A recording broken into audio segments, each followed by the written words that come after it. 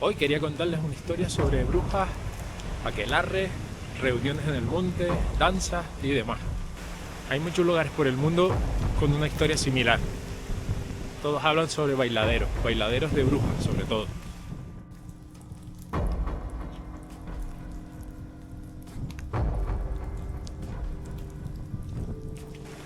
La verdad que grabar en estas condiciones no es lo más adecuado ni lo más apetecible, pero hay sitios en los que solo hay unas ciertas condiciones en las que se entiende exactamente lo que transmite el lugar, y creo que hoy es el día perfecto para hablar justamente de lo que quería contarles. Solo hace falta fijarse en el nombre, Bailadero, no es por casualidad.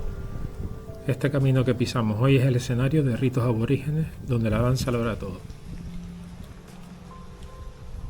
Y justo ahí está el misterio real.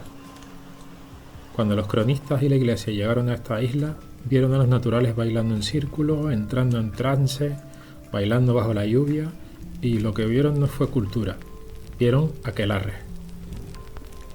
El choque fue total, una danza de vida convertida por decreto en una reunión de brujas. Y de ahí el nombre, el bailadero. Es fascinante cómo se manipuló la realidad.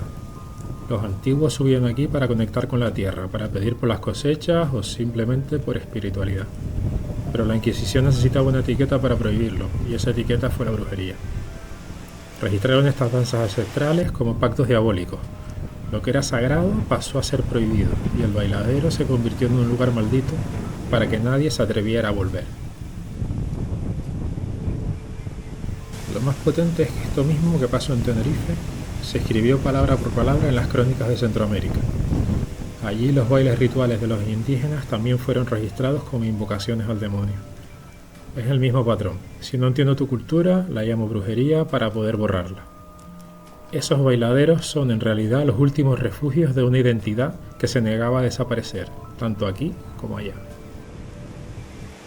Estas mujeres no eran brujas de cuento, eran las herederas del conocimiento guanche. Sabían qué planta curaba y qué raíz alimentaba. Lo que la Inquisición llamó brujería era en realidad medicina ancestral que pasaba de madres a hijas en esos mismos montes. Eran las parteras del pueblo, poseían el secreto de la vida y el nacimiento. Un saber que no venía en los libros, sino de siglos de observación en la naturaleza. Ese poder sobre la vida fue lo que asustó a aquellos que querían controlarlo todo. El bailadero era su punto de reunión porque en el pueblo su saber estaba prohibido.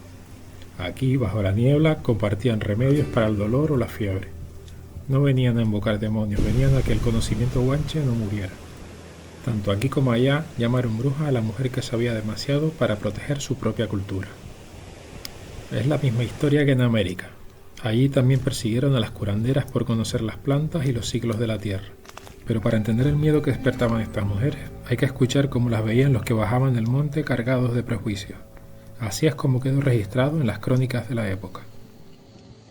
Las brujas de estas islas, según la tradición popular, celebran sus asambleas en los llamados bailaderos. Allí, tras realizar sus danzas y rituales, corrían ladera abajo. Lo que el vulgo interpretaba como actos de hechicería, no eran sino supervivencia de las antiguas costumbres de los naturales. Los guanches daban al baño un carácter purificador y sagrado.